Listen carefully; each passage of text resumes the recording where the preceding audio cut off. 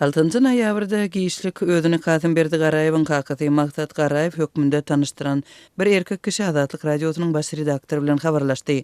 Mundan öň Azatlyk radio taşgabatly 24 ýaşly Kasımberdi Garayewiň polisiýanyň idarasyna çağırlandan soňra gitirim bolandygyny habar berdi.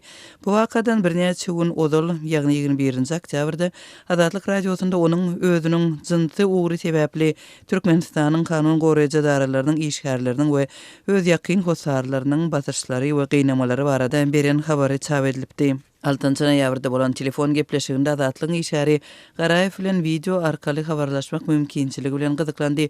Netijede Imo Messenger'iniň üstü bilen video arkaly gürleşip onuň hakykatdan hem Kasımberdi Garayewdigine göz ýetirdi.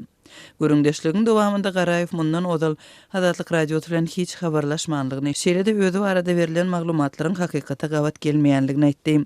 Kasımberdi Garayewiň öz garyndaşlaryna ýüzlenip ýazan video ýazgysyny azatlyga uğratmagynyň sebäpleri barada soralanda ol munyň başga maksatlar üçin düşürilenligini we onuň azatlygyň redaksiýasyna ýalňyşlyk bilen düşenligini aýtdy. Kasımberdiň kakaty Maksat Garayew Azatlyk bilen söhbetdeşliginde çap edilen makalalarda aýdylýanlaryň köpüsiniň ýalandygyny aýtdy. Emma ol nämäni ýalan atlandyrýanlygyny anyk düşündirip bilmedi. Ol Azatlykdan Kasımberdiň ykbalyny alada bildiren adamlar we guramalar bilen habarlaşmagy we onuň hal ahwalynyň gowudygy barada maglumat berilmegini sorady. Ýatlasak 6 noýabrda Türkmenistanyň prezidenti Gurbanguly Berdimuhammedowyň Italiýa edýän resmi saparyna gabatlap, Italiýanyň iň täsirli siýasatçylarynyň biri senator Monisa Cerina Kasımberdi Garayewi gorap çykyş etdi. Şeýle-de ol Italiýanyň resmiýetlerinden türkmen delegasiýasy bilen duşuklarynda onuň ykbaly bilen bagly meselelerini gozgamagy sorady.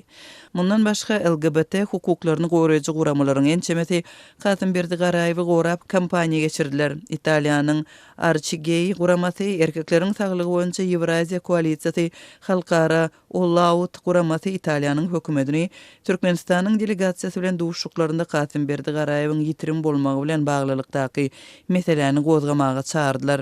Adam hukuklaryna gözegçilik edýän Human Rights Watch guramasy 1 noýabrda beýany teýradyp, onda türkmen häkimetleriniň Kasımberdi Garayewiň tutsaklykda saklanmaýanlygy barada derhal jogap bermäge we eger şeýle bolsa ony destin azatlygy goýbermäge hem degişli düşündürüşleri bermäge çağırdy. 6 noýabrda Amnesty International guramasy Kasımberdi Garayewiň ykbaly barada alada bildirip gyssagly hereket kampaniýasyna başlady.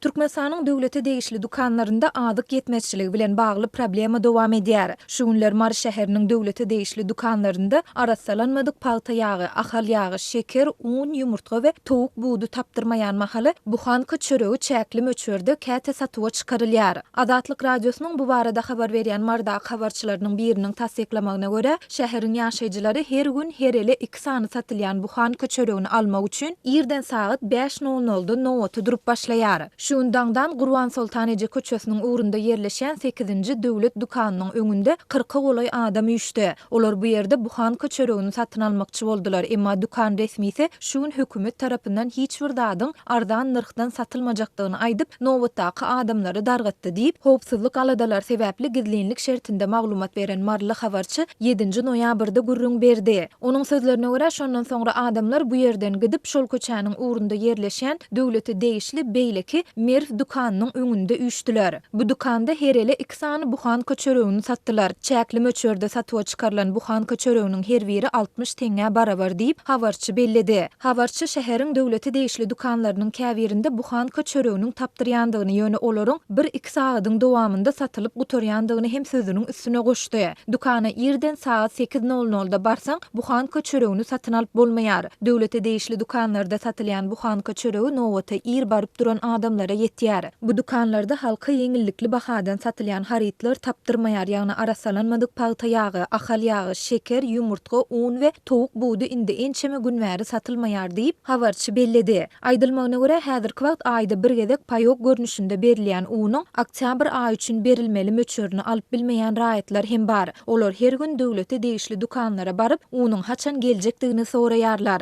Dukan işgärleri haçan un geljegi belli däl. Günde habar tutup duruň diýärler. yerli un hususiýetçilikdäki dukanlarda näçe diýsen bolup, ol 180 manatdan satylýar diýip habarçy aýtdy. Soňky aýlarda Türkmenistanyň döwlete değişli dukanlarında arasalanmadyk paýta ýagynyň, ahal ýagynyň, şekeriň, unuň, towuk ýumurtasynyň we budunyň gyçylygy güýçlü depkinde dowam edýär. Munyň bilen bir wagtda döwlete değişli dukanlarda satylýan käbir adyk haritlarynyň bahasy hem gymmatlaýar. Türkmen häkimetleri döwlete değişli dukanlardaky adyk yetmezçiligini we gymmatçylygyny resmi taýdan boyun almaýarlar.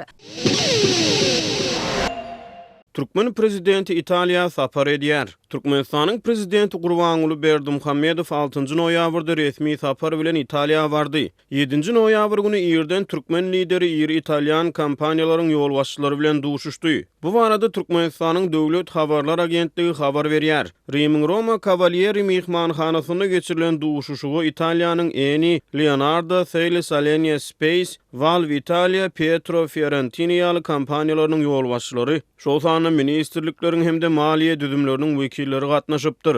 Döwlet medeniýetiniň ýazmagyna görä prezident Berdimuhammedow Italyan kompaniýalarynyň wekilleriniň öňünden çykyşyny daşary ýurtly maýadarlara Türkmenistanyň hödürleýänligi aýdylýan mümkinçilikleri barada çykyş edipdir. Maglumat üçin aýdylsa Italiýanyň eni kompaniýasy Türkmenistanyň ýanygyç energetika pudawyny önüm paýlaşmak şertnamasy esasyny köp ýyllyklaryň dowamyny iş alyp barýar.